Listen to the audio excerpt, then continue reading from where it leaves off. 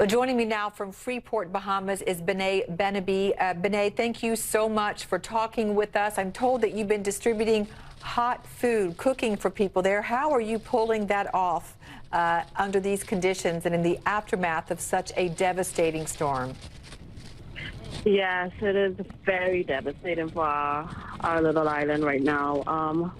We have no electricity. We have no running water at the moment.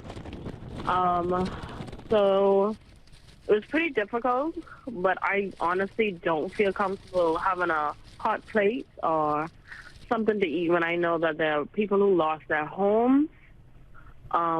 They have nowhere to go.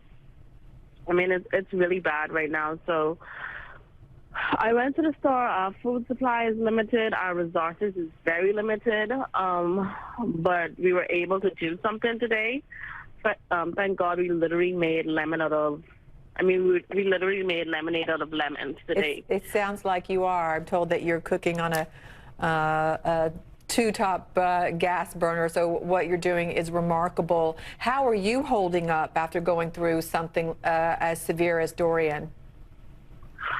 Well, I'm so grateful that I'm blessed that where I live on the South Shore, so I was probably the only side that wasn't affected by the storm. But it's still so scary because you have loved ones. It's a very small island, so you know everyone. So to hear that story where they were flooding, and then I had family members and friends who had to come to my house for safety because their house were flooding.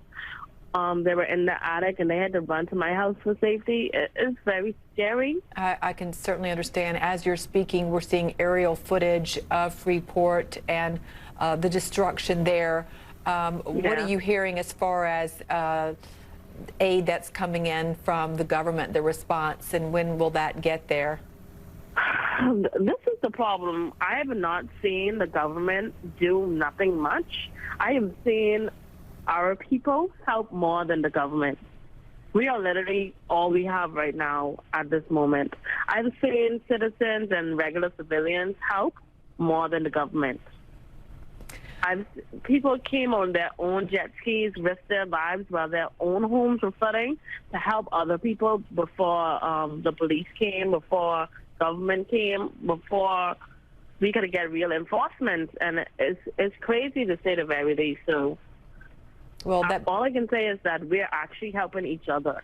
That's very heartwarming, but at the same time, that's difficult, I'm sure, to wait for a more concerted response, a formal response from the government trying to go around many areas of the Bahamas and help people. Can you take us back to, even though you were on this south side, you say, of Freeport, but it must have been very, very worrisome for you even to ride this out, because what people are saying about the sounds of this storm and the ferociousness of the winds, it's hard to comprehend. It was crazy. It was insane. Like, I was scared because we got a lot of force winds. So I only could imagine. I was probably one of the very few persons, like I said, that was spared from the flooding. But we still got a lot of winds. But I dare not to even complain because I'm so blessed. Absolutely. To even have a home right now, even within the conditions, I still have a home that I can go to. Not many can say that right now. Well, we appreciate you sharing your story with us and what the situation is, and they're very thankful to have someone like you there cooking hot food for them. Benet Benabi, we wish you the best and your friends and family the best. Thank you, and take good care. Thank you so much for even listening to us.